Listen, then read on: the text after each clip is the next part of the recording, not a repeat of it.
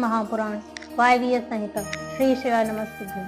श्री गणेशाय नमः। महादेव जी के शरीर से देवी का प्राकट और देवी के भूमध्य भाग से शक्ति का प्रादुर्भाव।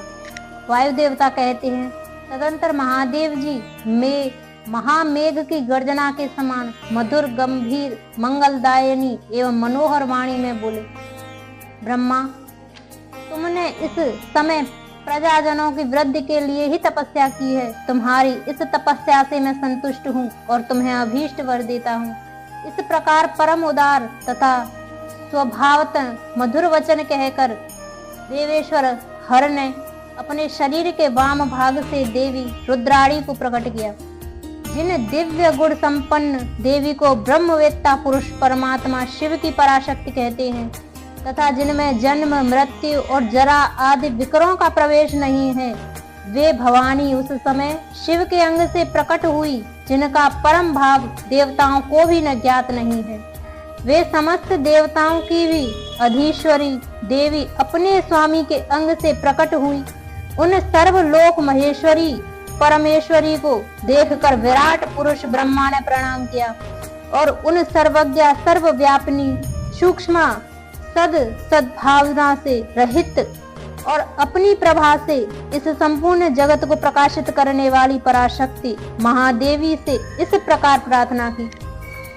ब्रह्मा जी बोले, सर्व जगन्मयी देवी, महादेव जी ने सबसे पहले मुझे उत्पन्न किया और प्रजा की सृष्टि के कार्य में लगाया। इनकी आज्ञा से मैं समस्त जगत की सृष्टि करता हूँ, किंतु देवी मेरे मानसिक संकल्प से रचे गए देवता आदि समस्त प्राणी बारंबार सृष्टि करने पर भी बढ़ नहीं रहे हैं। अतः अब मैं मैथुनी सृष्टि करके ही अपनी सारी प्रजा को बढ़ाना चाहता हूँ। आपके पहले नारी कुल का प्रादुर्भाव नहीं हुआ था, इसलिए नारी कुल की सृष्टि करने के लिए मुझ में शक्ति नहीं है। संपूर्ण शक्तियों का आविर्भाव आपसे ही होता है। अतः सर्वत्र सबको सब प्रकार की शक्ति देने वाली आप वरदायनी माया देवेश्वरी से ही प्रार्थना करता हूँ। संसार भय को दूर करने वाली सर्वव्यापिनी देवी, इस चराचर जगत की वृद्धि के लिए आप अपने एक अंश से मेरे पुत्र दक्ष की पुत्री हो जाइए। ब्रह्म योनि ब्रह्मा के इस प्रकार याचना करने पर देवी रुद्राणी अपनी भौहों के मध्य भाग से अपने ही समान कांतिमती एक शक्ति प्रकट की। उसे देखकर देवेश्वर हर ने हंसते हुए कहा, तुम तपस्या द्वारा ब्रह्मा जी की आराधना करके उनका मनोरथ पूर्ण करो।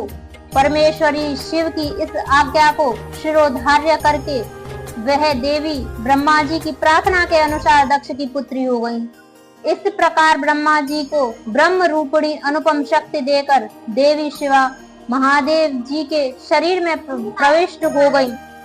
फिर महादेव जी की भी अंतर ध्यान हो गई। तभी से इस जगत के भीतर स्त्री जाति में भोग प्रतिष्ठित हुआ और मैथुन द्वारा प्रजा की सृष्टि का कार्य चलने लगा। मुनिवरों, इससे ब्रह्मा जी को भी आनंद और संतोष प्राप्त हुआ। देवी से शक्ति के प्रादुर्भाव का यह सारा प्रसंग मैंने तुम्हें कह सुनाया। प्राणियों की सृष्टि के प्रसंग में इस विषय का वर्णन किया गया है। यह पुण्य की वृद्धि करने वाला अतः अवश्य सुनने योग्य है। जो प्रतिदिन देवी से शक्ति के प्रादुर्भाव की इस कथा का कीर्तन करता है, उसे सब प्रकार का पुण्य प्राप्त होता है तथा वह शुभ लक्षण पुत्र पाता है।